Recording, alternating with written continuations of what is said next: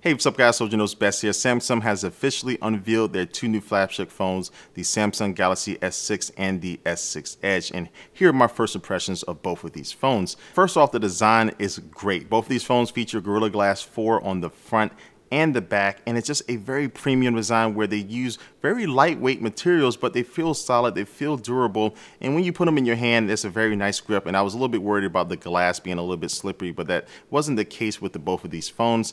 And color options, you have white pearl, black sapphire, gold platinum, blue topaz, and with the S6 Edge, you have a green emerald option, which is one of the ones that really stand out when you hear green on the cell phone. It doesn't really sound like it will work, but this definitely does work on the S6 Edge. Now, the expense of making these phones look and feel better, you don't have the option to remove your battery anymore, and also you don't have the option to expand your storage with a micro SD card. Now, both of these phones have 5.1-inch Quad HD Super AMOLED displays that have a resolution of 2560 by 1440 and a rocking 577 ppi. But the one difference with the S6 Edge is that it's a curved display on both sides, and it looks absolutely amazing because you don't have this sharp cutoff when you're watching a video.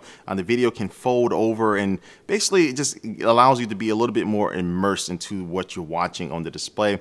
And it's just something you really have to see. I don't know if this camera could even do it justice. Once you see it in real life, you'll see all the sharp and vivid details you're able to get out of a great looking video on a great display that's on the S6 Edge. And again, it still looks just as good on the Galaxy S6, but that curved display is just something that's very unique that allows you to, again, just to get a little bit more into the content that you're watching. When it comes to battery life, the S6 has a 2,550 milliamp battery, where the S6 Edge has a 2,600 milliamp battery, but both feature wireless charging and just better compatibility with WPC and PMA wireless charging pads. So basically any charging pad out there for the most part you'll be able to use. And if you do want to charge it the old way by using a wire, it's going to be about 1.5 times faster than the S5. So that basically equates to, just by plugging it in for 10 minutes, you'll get about 4 hours of usage. Now, last year, Samsung introduced a fingerprint scanner with the Galaxy S5, but you had to swipe your finger down, which really wasn't the best method. But now they improved that by allowing you just to have to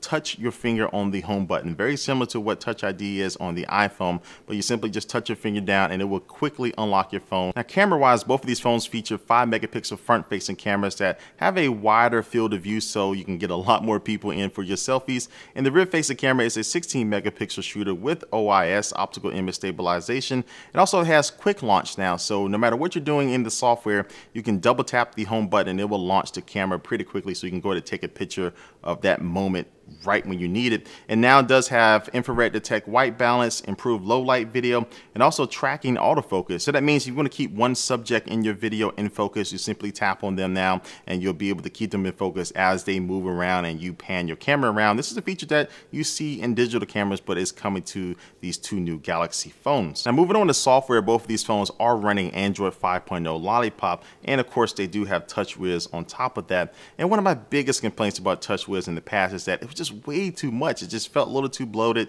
and this Samsung was just trying to throw everything in there and the kitchen sink, but they have dialed that back now with these two new phones, and I'm really enjoying it because the settings are just a little bit more organized. Everything is just a little bit more concise, and it's just less is more, and that really is working now with this new version of TouchWiz. And there's also better multitasking. You can have multiple apps running at the same time, and then if you just want to get rid of them, you can minimize them into these little bubbles and move those bubbles around on your screen. But what about the S6 Edge? How does this software take advantage of the curved displays on this new phone? Well, one thing is that if you do swipe over from the right hand side, you'll see a list of your favorite contacts, and they can be family members or friends, but you can tap on them and you'll have a few different quick actions like text them right away, and also you can assign them different colors. Now, why would you want to assign them a color? Well, with the S6 Edge, if you were to place it face down on the desk and you walk away and somebody was to send you a text message, it will light up in red or blue, whatever colors you assign to them, so you can know exactly who's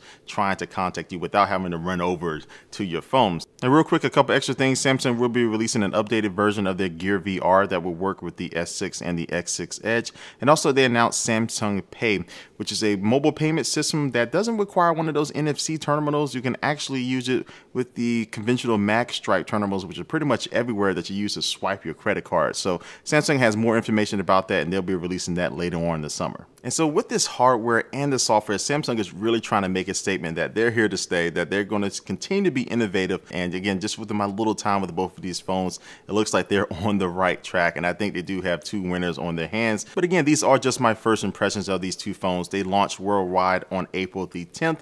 But stay tuned for more coverage, and definitely leave a comment down below what you think about these two phones. They've been talked about for a while. I'm interested